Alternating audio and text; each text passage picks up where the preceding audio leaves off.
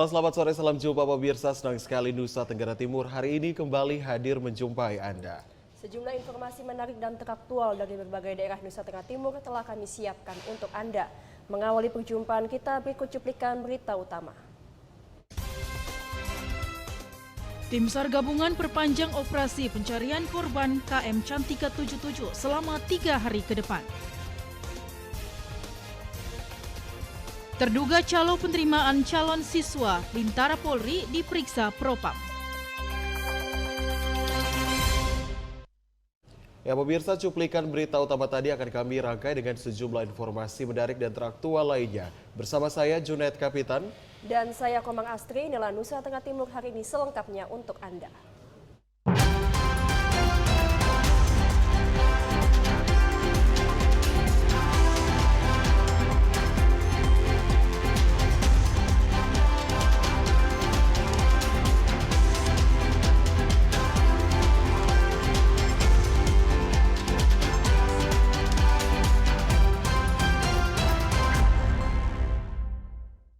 Kita awali informasi yang pertama, pemirsa. Tim SAR gabungan memperpanjang proses pencarian para korban terbakarnya kapal motor Ekspres Cantika 77 selama 3 hari ke depan. Perpanjangan waktu ini mulai diberlakukan sejak hari ini hingga Rabu 2 November 2022 mendatang.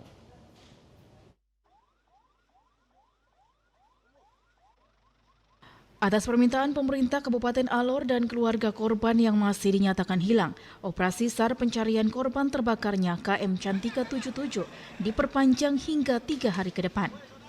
Kepala Kantor Pencarian dan Pertolongan Kelas A Kupang, Iputu Sudayana mengatakan, operasi SAR dari hari pertama sampai hari ke-7 berlangsung aman dan lancar. Setelah dilakukan sinkronisasi data, total korban selamat berjumlah 325 orang, korban meninggal dunia 20 orang dan masih dalam pencarian 17 orang. Area pencarian dalam perpanjangan 3 hari ke depan mengikuti panduan SAR Map yang ada, yakni bergerak ke perairan Teluk Kupang dan seputaran perairan Semau. Baik, terkait pelaksanaan operasi SAR terhadap KM Cantika Ekspres 77 yang terbakar di perairan Naik Kliu, Kabupaten Kupang. Hari ini memasuki hari ke-8 ya, jadi operasi SAR kami perpanjang selama 3 hari.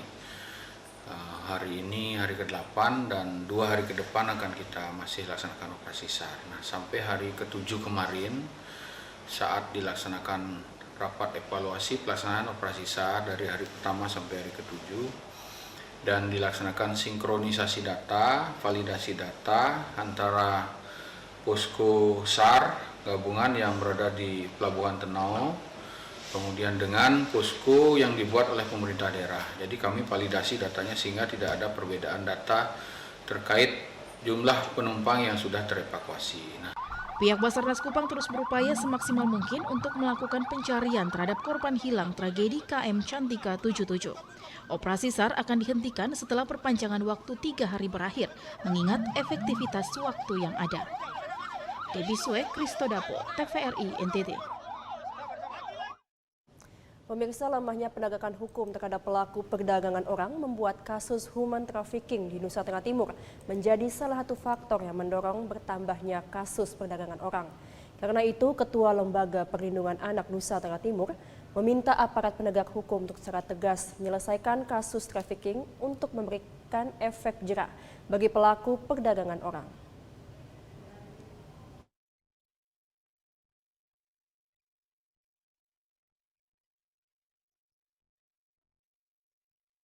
Waktu. Data dari Lembaga Perlindungan Anak Nusa Tenggara Timur tahun 2021, sebanyak 11 kasus, kemudian bertambah menjadi 19 kasus per Oktober 2022. Ketua Lembaga Perlindungan Anak Nusa Tenggara Timur, Veronica Atta mengatakan, kasus perdagangan orang ibarat fenomena gunung yang hanya terdeteksi sedikit di permukaan, sementara masih banyak kasus yang belum terekspos. Ada sejumlah persoalan yang membuat kasus perdagangan orang di Nusa Tenggara Timur terus terjadi.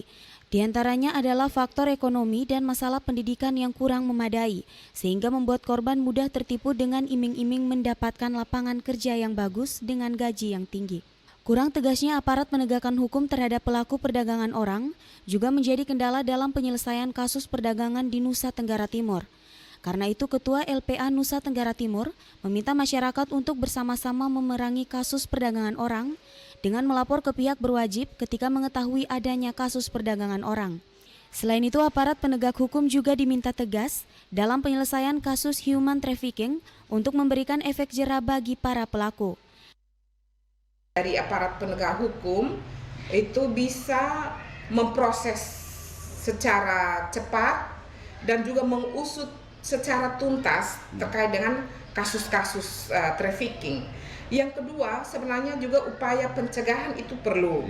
Bagaimana melakukan edukasi, kemudian penyadaran kepada masyarakat bahwa ini bahaya-bahaya trafficking, terutama juga kepada perempuan dan anak. Dan kita juga perlu mempersiapkan tenaga-tenaga yang lebih profesional ataukah tingkat pendidikan yang minimal SMA sehingga memperoleh kesempatan yang lebih baik ya, memenuhi syarat, dan kita berharap supaya boleh bermigrasi tapi harus bermigrasi yang aman dengan legal, memenuhi syarat-syarat sehingga tidak terjadi TPPO dan tidak setiap hari kita menerima jenazah anak-anak bangsa, terutama anak-anak dari NTT.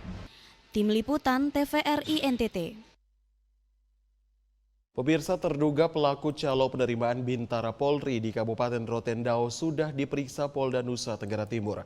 Dari hasil pemeriksaan diketahui bahwa terduga pelaku telah memperdayai 11 orang dengan nilai uang bervariasi.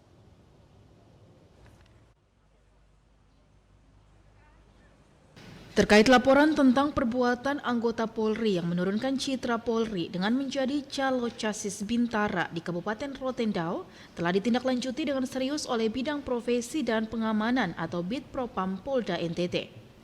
Kabid Propam Polda NTT Kombes Pol Dominikus Savio Yempormase menjelaskan, laporan terkait ulah oknum anggota Polri bernama Aibda Amsal Adu telah ditindaklanjuti dengan mengambil keterangan sejumlah saksi dan terlapor. Terlapor mengaku bahwa dimintai uang dari 11 orang untuk diloloskan menjadi anggota Polri dengan nilai uang bervariasi, mulai dari Rp75 juta hingga Rp250 juta. Namun Aibda Amsal mengaku telah mengembalikan uang milik 8 orang, sisanya belum bisa dikembalikan termaksud uang milik pelapor. Langkah yang sudah diambil adalah memeriksa para saksi, terduga pelanggar, dan sekarang kita melakukan patsus untuk 30 hari ke depan. Ya.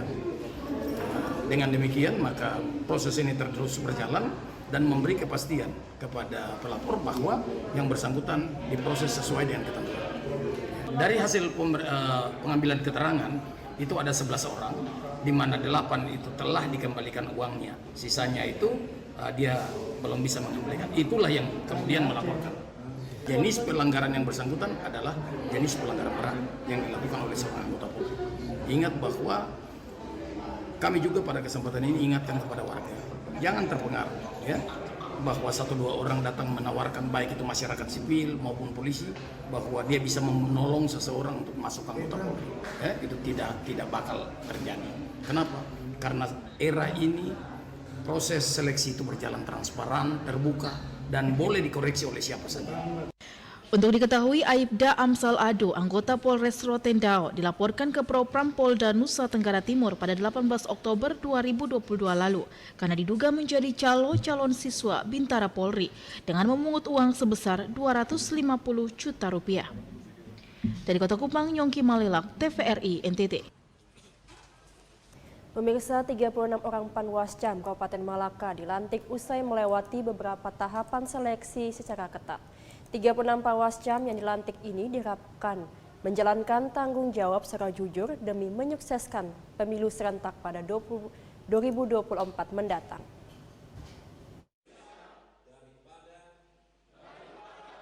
Pelantikan 36 Panwascam dari 12 kecamatan berlangsung aman dan lancar.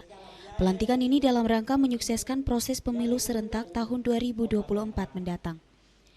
Ketua Badan Pengawas Pemilu Kabupaten Malaka, Peter Nahak Manek mengatakan, 36 Panwascam yang dilantik harus menjunjung tinggi independensi dan integritas yang telah diatur dalam Undang-Undang Pemilu Pasal 3 terkait prinsip seorang penyelenggara pemilu.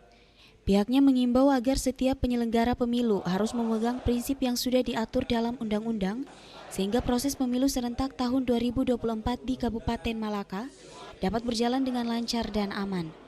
Tujuan pemilu secara demokratis dapat tercapai jika tugas dan prinsip dari penyelenggara dijalankan sesuai dengan prinsip yang sudah diatur dalam Undang-Undang Pemilu. Sebaliknya, penyelenggara tidak menjalankan tanggung jawab sebagai penyelenggara yang sudah diatur dalam Undang-Undang Pemilu, maka pesta demokrasi pada tahun 2024 berjalan tidak efektif dan sangat tidak demokratis. Untuk itu, penyelenggara harus berpegang teguh pada prinsip-prinsip yang sudah diamanahkan dalam undang-undang. Negara Kesatuan Republik Indonesia tanggung jawab memelihara dan menyelamatkan Pancasila dan Undang-Undang Dasar Negara Republik Indonesia tahun 1945. Sumpah atau janji ini adalah janji terhadap Tuhan Yang Maha Esa dan kepada manusia yang harus ditepati dengan segala keikhlasan dan kejujuran.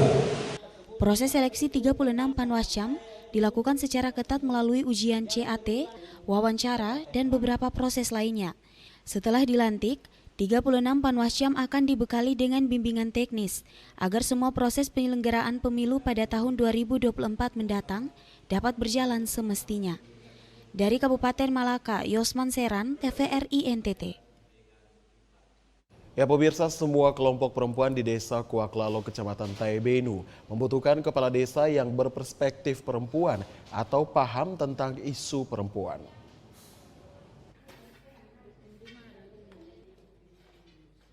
Kelompok perempuan merupakan salah satu subjek pembangunan di desa, tetapi terkadang jarang dilibatkan dalam pembangunan tersebut, utamanya dalam hal pemberdayaan dan upaya meningkatkan sumber daya atau potensi mereka. Keterlibatan perempuan dalam pembangunan ini ditentukan oleh perspektif dan keberpihakan kepala desa terhadap isu-isu kaum perempuan. Untuk itu, pada momen pemilihan kepala desa 2022 kali ini, di Kabupaten Kupang, kelompok perempuan sangat mengharapkan seorang pemimpin atau kepala desa yang berperspektif perempuan atau paham tentang isu perempuan. Demikian halnya perempuan-perempuan di Desa Kuaklalo, Kecamatan Taibenu berharap kepala desa yang akan dipilih paham isu perempuan, seperti disampaikan oleh Yohania Samenel Sakau. Ia mengatakan Desa Kuaklalo merupakan desa yang memiliki kelompok perempuan yang memiliki potensi sebagai petani dan tenun ikat. Kedua hal ini sangat melekat, tetapi masih kurang dukungan atau stimulan dari pemerintah desa. Untuk itu, kelompok perempuan di desa ini sangat membutuhkan figur kepala desa yang mampu memberdayakan kelompok perempuan, baik dalam bidang pertanian maupun tenun ikat. Karena sejauh ini banyak perempuan di Desa Kuaklalo yang membangun usaha pertanian dari dana pribadi dalam skala kecil. Demikian juga dengan tenun ikat. Hampir semua kaum perempuan di Desa Kuaklalo bisa tenun, tetapi belum diakomodir atau diberdayakan dengan menyediakan bahan baku dan pasar untuk penjualan. Kendati demikian, baik pertanian dan tenun ikat bisa membantu memenuhi kebutuhan warga. Kalau dari saya itu kalau sudah terpilih itu 3 orang ini salah satu sudah terpilih, yang kami harapkan itu tanaman palawija.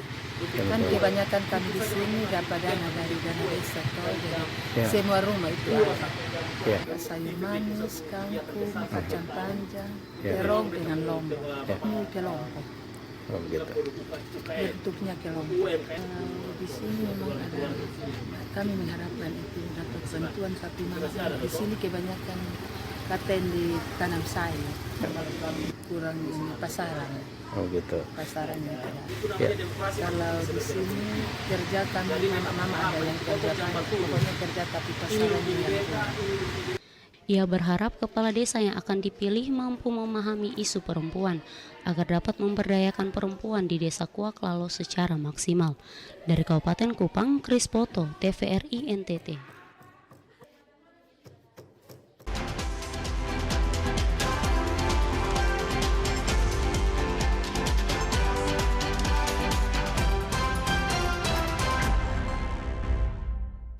Terima kasih Anda masih bersama kami di Nusa Tenggara Timur hari ini. Ya pemirsa, kita beralih ke informasi selanjutnya. Memperingati Hari Reformasi, umat Kristiani di Pulau Semau melakukan ibadah gereja Padang. berapa lantai, tingginya seperti apa. Ya, Semau Tengah Utara kelas di Semau, yakni Jemaat Gemit Ora et Labora dan Gemit Elim Desa Uitau, Kecamatan Semau. Kendati ibadah ini dilakukan di padang atau tempat terbuka, tetapi nampak khusyuk jemaat mengikuti ibadah ini. Nampak mereka khusyuk menyanyikan puji-pujian dan mendengarkan firman Tuhan layaknya ibadah umum hari Minggu. Ibadah ini dalam rangka memperingati Hari Reformasi yang biasa dirayakan umat Protestan setiap tanggal 31 Oktober. Bagi umat Protestan di Pulau Semau, ibadah padang seperti ini sudah menjadi kebiasaan dan dilakukan turun-temurun. Ibadah ini merupakan wujud perenungan akan para pejuang reformasi Protestan yang saat itu harus beribadah di hutan dan padang saat mengalami penganiayaan. Mereka dilarang beribadah di gedung gereja karena memperjuangkan reformasi. Akan tetapi melalui cara ini Tuhan membangun iman umat Protestan sehingga saat ini telah menyebar ke seluruh dunia. Untuk itu pada peringatan Hari Reformasi, bagi gereja reformer maupun gereja Protestan seperti Gemit merayakan dengan menggelar ibadah di padang-padang atau hutan. Bagi umat Kristiani di Pulau Semau, biasanya ibadah seperti ini dilakukan di padang, hutan, sekitar mata air, pantai, dan tempat yang bisa dipakai untuk menggelar ibadah padang. Biasanya jemaat datang di tempat ibadah padang ini dengan membawa berbagai jenis makanan. Kemudian akan makan bersama dan berbagi satu dengan yang lain dengan penuh sukacita. Biasanya di akhir ibadah ini jemaat akan mendoakan hutan, pantai, mata air dan berbagai tempat yang dianggap sangat berarti bagi masyarakat. Bahkan pada momen ini, jemaat yang sebagian adalah petani mendoakan curah hujan agar cukup bagi mereka saat memasuki masa tanam. Adapun ibadah padang ini selain merayakan Hari Reformasi, jemaat juga merayakan Hari Ulang Tahun Gereja Masehi di Timor. Juga dalam rangka penutupan bulan keluarga yang merupakan hari gerejawi setiap bulan Oktober. Dari Kabupaten Kupang, Kris Poto, TVRI NTT. Ya, pemirsa, sejumlah mahasiswa di Kabupaten Nagekeo melaksanakan bakti sosial membersihkan pasar. Kegiatan ini bagian dari bentuk peduli generasi muda akan pentingnya bahaya dari sampah dalam momentum peringatan Sumpah Pemuda.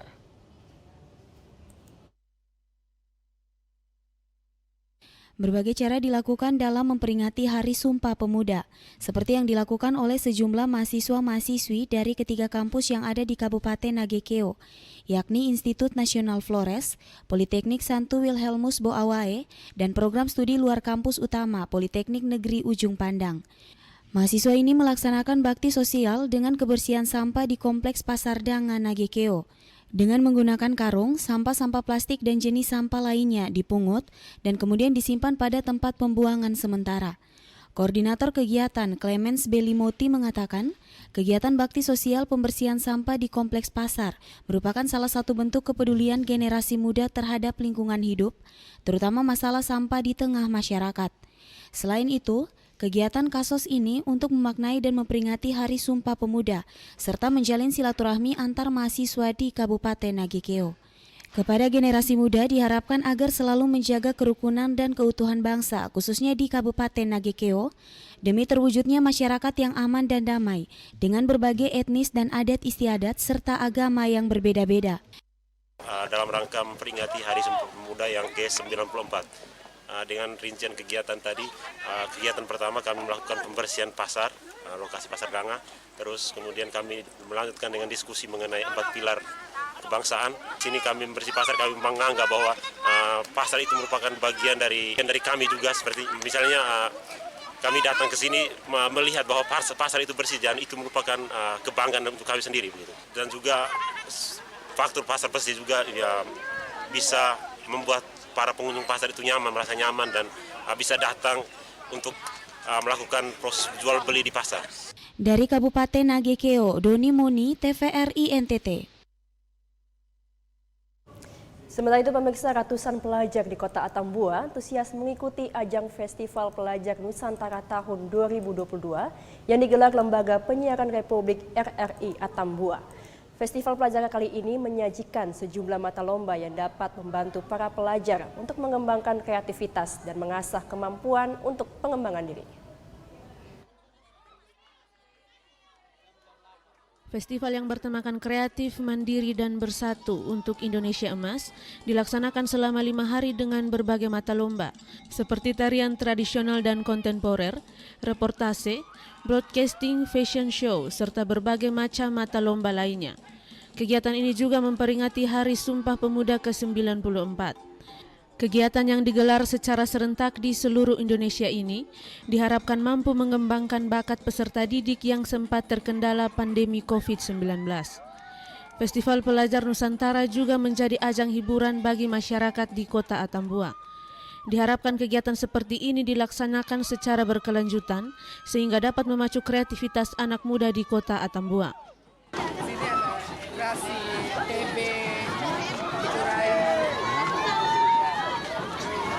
Senang tidak Mama? Ini kan mau menyangkut Festival Pelajar tahun ini menjadi sebuah tontonan menarik bagi warga Kota Atambua dengan menghadirkan sejumlah penampilan menarik yang dibawakan oleh para pelajar. Dari kegiatan ini juga diharapkan dapat menumbuhkan sikap cinta budaya, salah satunya lewat tarian-tarian tradisional yang dibawakan oleh para peserta. Rasanya saya senang karena bisa terpilih untuk ikut dalam festival pelajar dan juga bisa mengembangkan karakter kami dari sekolah. Lewat kegiatan ini, para peserta dapat menyalurkan bakat lewat sejumlah mata lomba, salah satunya yakni tarian daerah. Dengan kegiatan ini, para siswa diajak untuk semakin mencintai budaya agar tidak hilang ditelan oleh perkembangan zaman. Dari Kabupaten Belu, Andri Witak, TVRI NTT.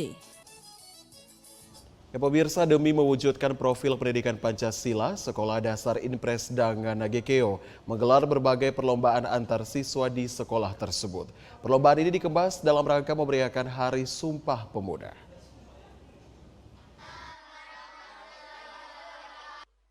Memperingati Hari Sumpah Pemuda yang ke-94, Sekolah Dasar Impres Danga Nagekeo menggelar berbagai kegiatan perlombaan yang diikuti oleh sejumlah siswa yang ada di sekolah tersebut. Masing-masing kelas mulai dari kelas 1 hingga kelas 6 mengikuti mata lomba yang telah disiapkan oleh panitia sekolah. Berbagai perlombaan yang dilaksanakan antara lain lomba mewarnai, pengucapan Pancasila, pengucapan Sumpah Pemuda, pengucapan Undang-Undang Dasar 1945, dan dramatisasi. Selain kegiatan umum, pihak sekolah juga menggelar lomba pada bidang keagamaan, yakni lomba membaca kitab suci bagi siswa beragama Kristen dan Islam. Kepala Sekolah SD Impres Danga, Modesta Angela Bunga Clehang menjelaskan, kegiatan tersebut dilaksanakan dengan tujuan meningkatkan literasi anak didik sebagai generasi penerus bangsa untuk melestarikan budaya dan juga mengajarkan nilai Pancasila. Kegiatan ini juga bertujuan untuk melatih anak didik untuk berkreasi dan berinovasi yang kelak dapat bermanfaat bagi masa depan mereka. Maksud dan tujuan kegiatan ini adalah melatih anak untuk bisa berkreasi, berinovasi, serta menghayati iman nilai dari keagamaan yang terwujud dalam kegiatan literasi yang berbasis kepada kegiatan-kegiatan selanjutnya.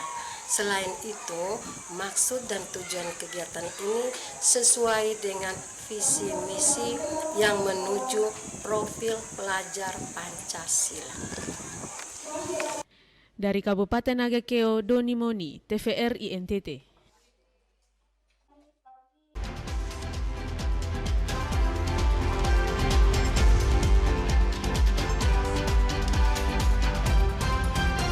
Anda masih bersama kami di Nusa Tenggara Timur hari ini. Ya pemirsa, untuk menjaga kedaulatan negara di wilayah Nusa Tenggara Timur yang merupakan wilayah perbatasan negara Indonesia dengan dua negara tetangga, yaitu Timor Leste dan Australia.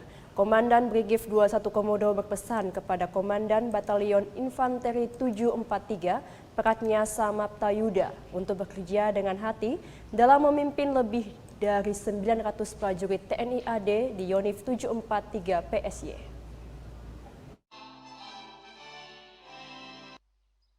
Jabatan Komandan Batalion Infanteri 743 Pratnya Samapta Yuda diserah terimakan dari Komandan Lama Letkol Infanteri Andi Lulianto kepada Letkol Infanteri Andri Karsa. Letkol Infantri Andi Lulianto dipercaya dalam jabatan baru sebagai Komandan Dodiklatpur Rindam 9 Udayana. Sementara Letkol Infantri Antri Karsa sebelumnya berdinas pada Kodam 12 Tanjung Pura. Upacara serah terima jabatan berlangsung di Kipan A Yonif 743 Paratnya Samapta Yuda dan dipimpin oleh Komandan Brigif 21 Komodo Kolonel Infantri Samsul Huda. Serah terima jabatan ditandai dengan penanggalan tanda jabatan dan tongkat komando dari komandan lama dan penyematan tanda jabatan serta penyerahan tongkat komando kepada komandan baru. Komandan Brigif 21 Komodo Kolonel Infantri Samsul Huda mengatakan, serah terima jabatan ini merupakan sebuah rangkaian perjalanan karir seorang perwira TNI Angkatan Darat. Diharapkan dengan adanya serah terima jabatan ini semakin memperkaya pengalaman dan lingkungan tugas bagi seorang perwira TNI Angkatan Darat. Dan Brigif 21 Komodo mengucapkan terima kasih dan apresiasi kepada Letkol Infantri Andi Lulianto yang telah menjaga dan membawa Yonif 743 Paratnya Samapta Yuda sampai dengan saat ini dengan berbagai capaian dan prestasi dalam melaksanakan tugas. Sementara untuk komandan yang baru, dan Brigif berpesan agar bekerja dengan hati untuk memimpin lebih dari 900 orang prajurit TNI Angkatan Darat di Yonif 743 Paratnya Samapta Yuda yang tersebar di Kota Kupang, Kabupaten Kupang, dan Kabupaten Ende untuk menjaga kedaulatan negara di wilayah Nusa Tenggara Timur. Hal ini merupakan satu perjalanan karir ataupun tour of duty dan tour of area bagi perwira-perwira di lingkungan TNI Angkatan Darat, sehingga masing-masing akan mempunyai pengalaman, memiliki wawasan sebagai memperkaya dari penugasan yang bersangkutan. Saya berharap dengan adanya perpindahan ini, baik Letnan Kolonel Infantri Andi Lulianto juga mendapatkan kesuksesan dan keberhasilan di tugas yang baru, serta Letnan Kolonel Infantri Antri Karsa nanti dapat membawa, dapat meningkatkan, dapat membangun semangat dan menciptakan prestasi yang sebanyak-banyaknya di Batalion Infantri 743 Paratnya Samapta Yuda. Upacara serah terima jabatan juga dirangkaikan dengan serah terima jabatan Ketua Persit Kartika Chandra Kirana, Ranting 2 Yonif 743 Paratnya Samapta Yuda. Ivani Olang, Rio Jogo, TVRI NTT. Ya, pemirsa, seluruh prajurit Yonif 743 Paratnya Samapta Yuda diminta untuk tetap menjaga disiplin dan tanggung jawab dalam menjalankan setiap tugas untuk menjaga kedaulatan negara dan ikut terlibat dalam meningkatkan kesejahteraan masyarakat. Acara pisah sambut Komandan Batalion Infantri 743 Paratnya Samapta Yuda dilangsungkan usai upacara serah terima jabatan. Acara ini dihadiri oleh berbagai mitra kerja Yonif 743 Paratnya Samapta Yuda, baik itu dari Polri, TNI Angkatan Laut, dan BUMN. Pada kesempatan ini, Letkol Infantri Andi Lulianto sebagai Komandan lama Yonif 743 Paratnya Samapta Yuda, yang saat ini menjabat sebagai Komandan Dodiklatpur Rindam 9 Udayana, menyampaikan kesannya selama 2 tahun 3 bulan mengemban jabatan sebagai Komandan Yonif 743 Paratnya Samapta Yuda. Dirinya merasa mendapat banyak pelajaran karena harus memimpin lebih dari 900 orang prajurit yang tidak saja berpusat di Kota Kupang tetapi juga tersebar di Kabupaten Kupang dan Kabupaten Ende. Pada kesempatan ini, Letkol Infantri Andi Lulianto juga berpesan kepada seluruh prajurit Yonif 743 Paratnya Samapta Yuda untuk selalu bangga dengan satuan.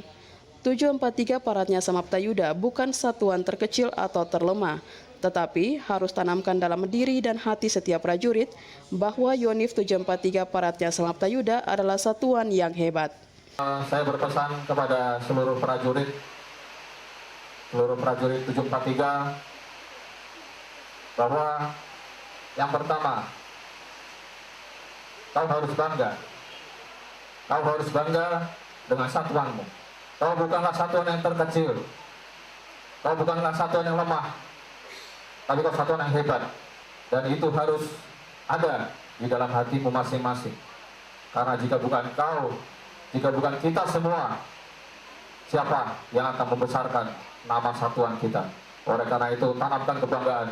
Saya sudah pernah menyampaikan kepada kalian semua, saya, batas gerak maju saya berdinas di satuan ini sudah jelas, paling lama 2 tahun. kamu yang lebih lama daripada saya. Kamu harus lebih bangga atas satuan ini. Sementara itu, Letkol Infantri Andi Karsa sebagai Komandan Yonif 743 Paratnya Samapta Yuda yang baru berharap seluruh prajurit 743 tetap melanjutkan pengabdian terbaik bagi satuan, menjaga nama baik satuan, tetap disiplin, berani, dan bertanggung jawab dalam melaksanakan setiap tugas. Kepada seluruh prajurit Batalion Infantri 743 Paratnya Samapta Yuda, tetap kita lanjutkan pengabdian terbaik kepada satuan ini. Ya, tetap tumbuhkan dedikasi yang tinggi, loyalitas tingkat tinggi, motivasi lebih tinggi lagi. Jaga nama baik satuan, jangan permalukan satuan ini, jangan permalukan. Jaga nama baiknya. Saya berharap selama saya bertugas, kita saling kerjasama. Bantu saya untuk meningkatkan prestasi Yonif. Di akhir rangkaian acara pisah sambut Komandan Yonif 743 Paratnya Samapta Yuda, dilakukan penyerahan cindera mata kepada Letkol Infantri Andi Lulianto beserta istri. Ivani Olang, Rio Jogo, TVRI NTT. Ya pemirsa, sebagai bentuk kepedulian terhadap sesama, terutama bagi kaum lansia dan korban bencana, Majelis Pimpinan Cabang Pemuda Pancasila Kabupaten Belu menggelar aksi berbagi kasih berupa sembako. Lewat aksi ini diharapkan dapat membantu sesama, terutama bagi kaum lansia dan korban bencana alam.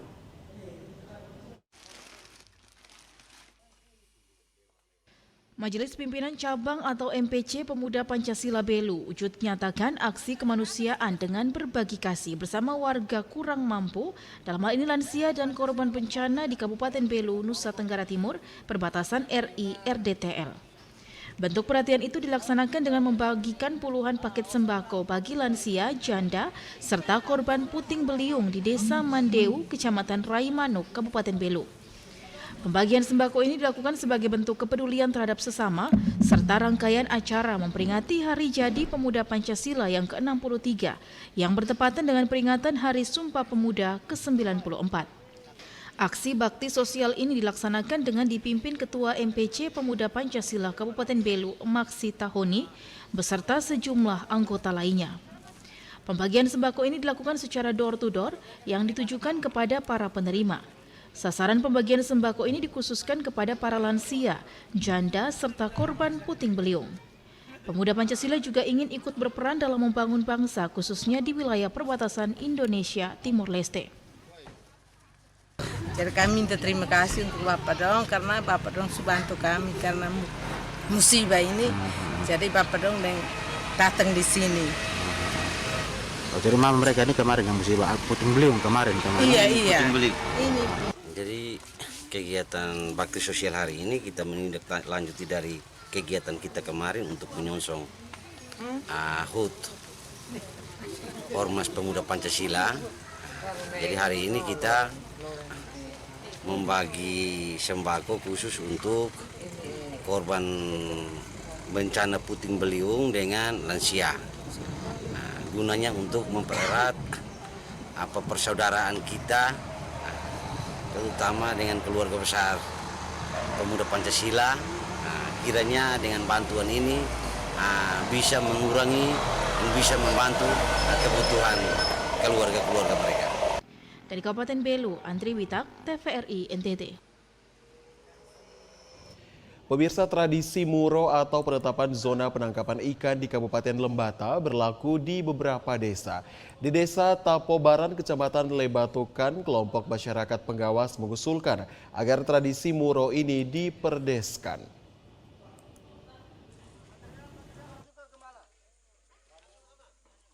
Desa Tapobaran, Kecamatan Lebatukan merupakan satu di antara beberapa desa di Kabupaten Lembata yang hingga saat ini masih menjaga tradisi Muro. Muro merupakan sebuah tradisi adat masyarakat pesisir di beberapa desa yang menetapkan zonasi atau wilayah area larangan penangkapan ikan di laut, serta waktu pembukaan wilayah tersebut bagi nelayan. Muro diyakini mampu menjaga keseimbangan ekosistem laut di Teluk Nuhanera dan Teluk Lewoleba, Pulau Lembata. Agar tradisi ini tetap dipertahankan dan mempunyai kekuatan hukum dalam proses pengawasan, kelompok masyarakat pengawas atau kelompok Muro Welomatan di Desa Tapobaran mengusulkan agar Muro ini ditetapkan dalam sebuah aturan seperti Perdes. Perdes ini diyakini dapat memberikan legitimasi dan kekuatan hukum terhadap pelaksanaan tradisi Muro di Desa Tapobaran. Ketua kelompok Muro Welomatan, Gabriel Soni Maing mengatakan, didukung LSM Barakat, sejauh ini pihaknya tengah menyiapkan draft rancangan peraturan desa untuk selanjutnya diusulkan menjadi Perdes. Bulan Maret kemarin kami sudah patenkan tempat ini menjadi lokasi Muro, lalu dengan pemerintahan desa bersama seluruh anggota kelompok Muro sudah duduk membahas dia punya poin-poin untuk siap disodorkan ke Barakat, lalu disetujui oleh Barakat, dikembalikan ke pemerintah, lalu pemerintah desa siap untuk mensahkan itu menjadi Perdes, lalu siap dilaksanakan oleh masyarakat desa seluruhnya. Tantangan terbesar kita memberikan pemahaman kepada masyarakat bahwa karena tempat Muro ini sudah dipatenkan jadi tempat, lalu bagaimana kita saling menjaga. Jangan sampai karena punya kita sendiri lalu kita sendiri melanggar. Jangan sampai kita masyarakat sendiri yang melanggar tempat ini. Karena dibuat dalam proses adat yang sangat luar biasa. Sementara itu, Kepala Desa Tapobaran Petrus Maing saat pertemuan bersama anggota kelompok Muro Welamatan mengatakan, pemerintah desa mendukung penuh upaya penetapan Perdes tentang tradisi Muro ini. Dia berharap rancangan Perdes ini segera digodok agar ditetapkan lebih cepat di Desa Tapobaran. Dari Kabupaten Lembata, Andri Atagoran, TVRI NTT.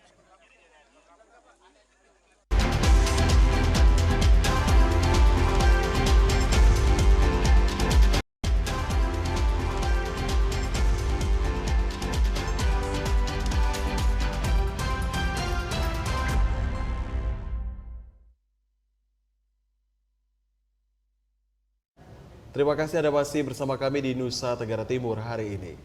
Pemirsa, integrated farming atau pertanian terpadu merupakan kegiatan pertanian yang menggabungkan pertanian dan peternakan yang saling menguntungkan. Namun baru beberapa orang saja yang melirik usaha ini dan salah satunya adalah Edi Lau, pemilik kebun Tafa.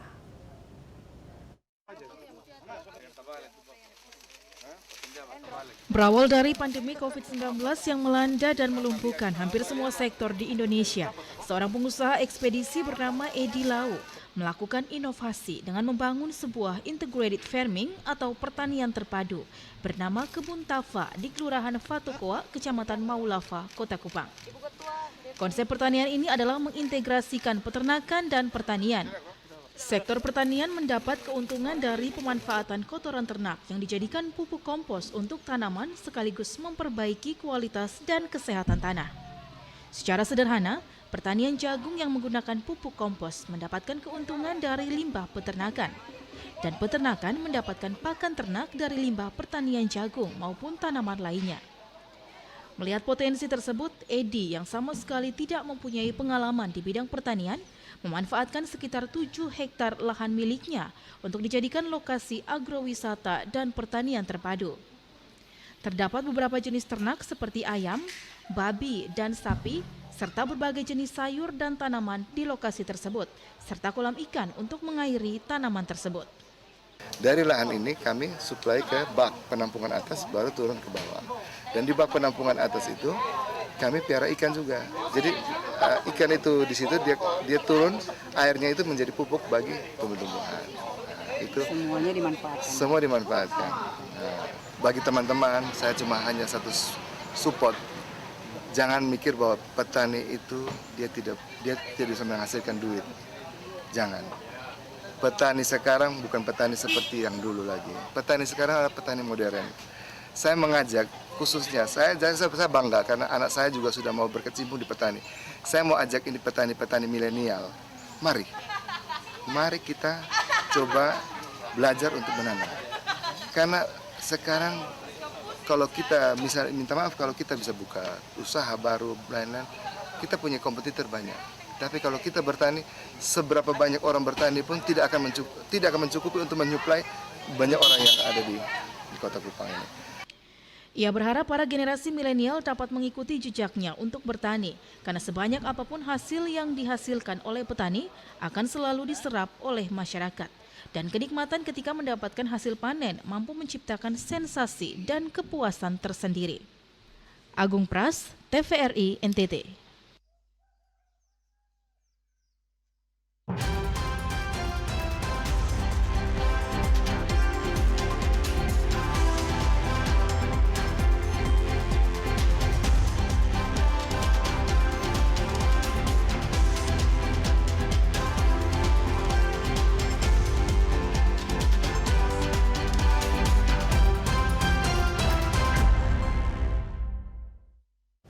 Ya pemirsa, informasi tadi sekaligus mengakhiri perjumpaan kita. Tak lupa kami juga mengajak Anda untuk tetap menaati protokol kesehatan kapanpun dan dimanapun guna mencegah penularan COVID-19 serta mendukung pemerintah untuk terus meningkatkan vaksinasi booster untuk menghentikan pandemi.